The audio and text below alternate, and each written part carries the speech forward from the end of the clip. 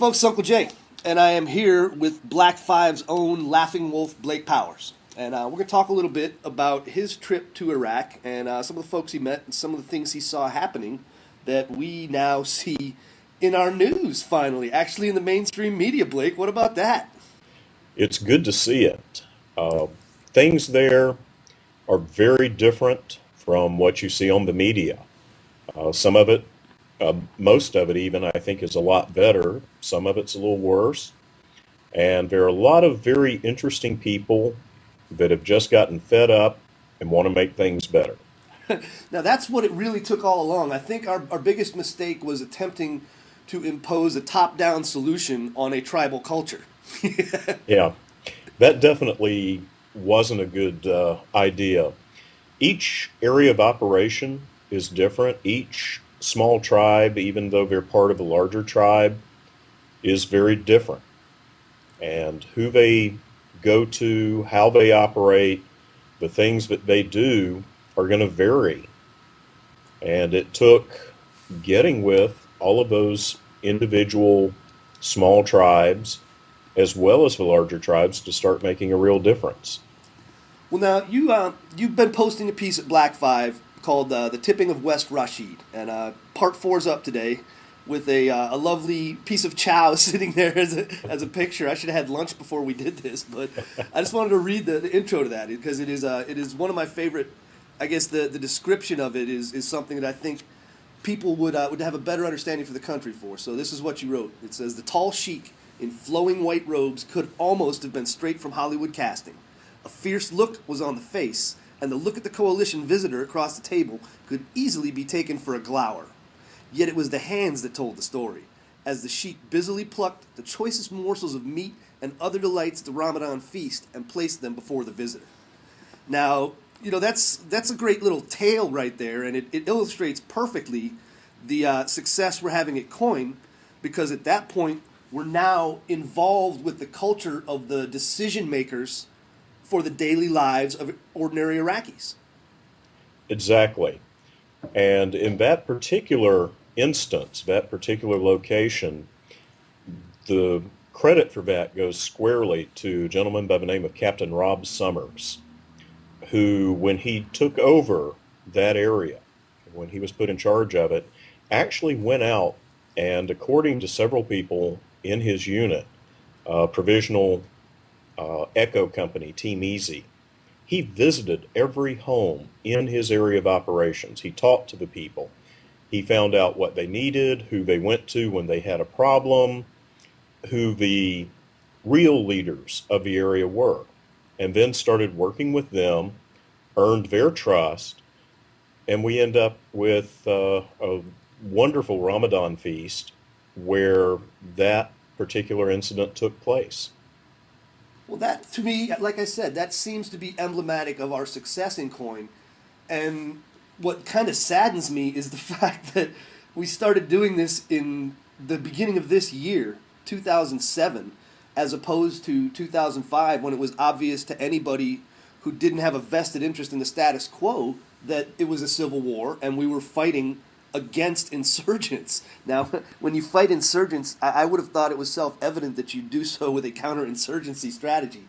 But sadly, we maintained our nationalistic focus and consequently spent a couple of fairly fruitless years, I hate to say. Now, the question now remains, what level of influence the local sheikhs and the other folks who now seem to have bought in, what level of influence can they have on the folks they send to Baghdad to represent them? Because that seems to be the problem, is can we translate the local success into national political success? And if so, what role are our newfound allies going to play in that? That is indeed the question. Personally, I think that given the tribal structure, given the way they do, I think the groundswell will, at least eventually, translate to that top level political area.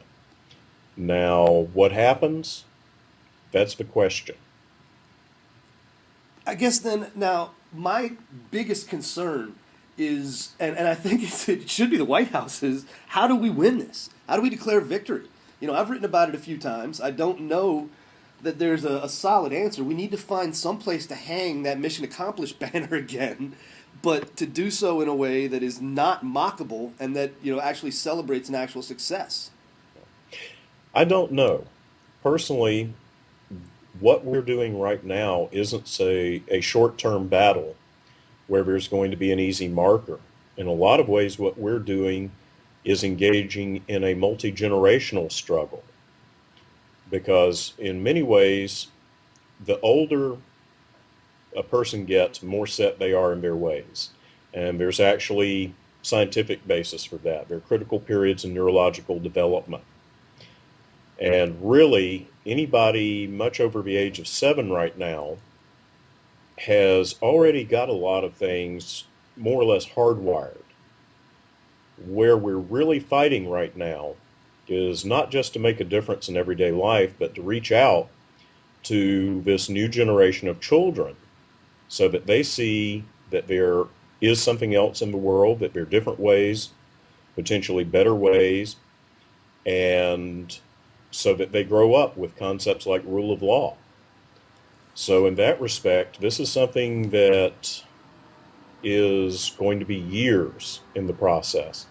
In terms of short term, there are a lot of arguments to be made over what constitutes success.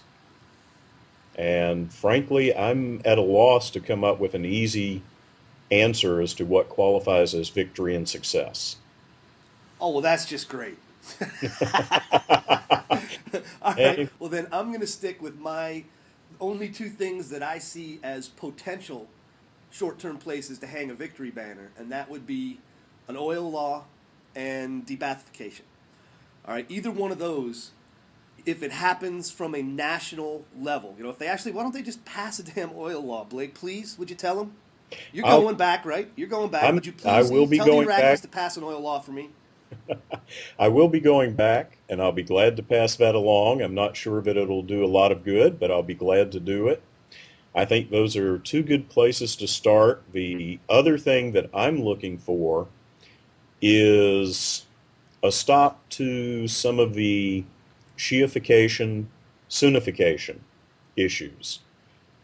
Uh, that's also got to happen on a national level, and some of it appears to be happening, but I'm waiting to see if that continues for more than just a few weeks. Okay, well, since I mentioned it, why don't you tell us a little bit about your trip? You're going to have an interesting holiday season, huh? Yes, as announced on Black 5, I am going back. I am getting to spend Christmas with the troops, provided everything continues to go smoothly, all the paperwork's approved, and all the usual caveats. And I'm looking forward to it very much. I'm getting a chance to go back to the Rasheed area, but a different part. And it looks like I'll be spending some time with another unit and area as well. There'll be some things coming out on that as we finish working out and confirming the details. I would like to right now say thank you very much to Soldiers Angels and to a gentleman and company you'll be reading about on Black 5 in the days ahead who has really made this possible. Well, it's good to see that kind of support because I'll be honest with you. I think you in Iraq for the holidays is if I was going to ask for the stories I want to hear, there you go. Go get me the stories. You know what I want.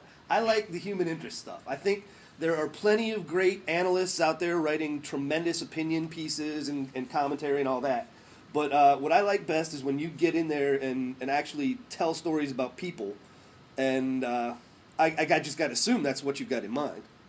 That is indeed what I've got in mind. I will be carrying at least one spare power supply for the laptop, if not two. I don't want to get caught in the same situation as last time because I'm just really in some ways getting started posting some of the people's stories. And in the days ahead, you'll be seeing some of those and better yet, hearing them in their own words. Right on, Blake. Well, I tell you what, buddy. I good luck on the upcoming trip. I hope it all goes smoothly and safely. And I look forward to the stories coming back. Anyhow, Blake, thanks for talking with us now, and look forward to hearing more from you on the upcoming trip. And thanks to you, Jimbo. Look forward to it.